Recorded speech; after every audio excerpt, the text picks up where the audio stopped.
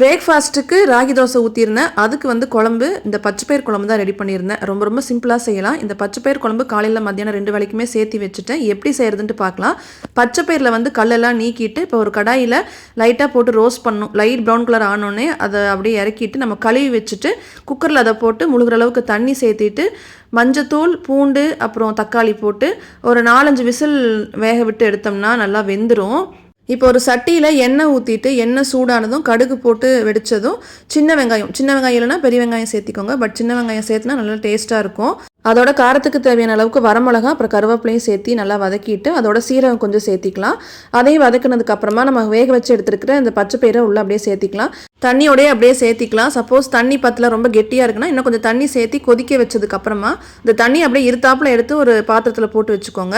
ஏன்னா இந்த குழம்பு வந்து நம்ம இப்போ கடைய போகிறோம். குழம்புக்கு தேவையான அளவுக்கு உப்பு சேர்த்திட்டு தனியாக வந்து கொஞ்சோண்டு எடுத்துக்கிட்டு அதை வந்து லைட்டாக இடித்து அது அந்த குழம்புக்குள்ளே சேர்த்தி இப்போ மத்து வச்சு நல்லா கடைஞ்சி எடுத்துக்கலாம். இப்போ நம்ம ஃபில்டர் பண்ணி வச்சுருக்கோம் இல்லைங்களா அந்த தண்ணி அதை சேர்த்து அப்படியே நம்ம மிக்ஸ் பண்ணிட்டோம் அப்படின்னா நம்மளுக்கு இந்த பருப்பு குழம்பு சூப்பராக ரெடி ஆயிரும். தோசை, இட்லி, சப்பாத்தி, ரைஸ் இது எல்லாத்துக்குமே சூப்பராக இருக்கும். ட்ரை பண்ணி பாருங்கள்.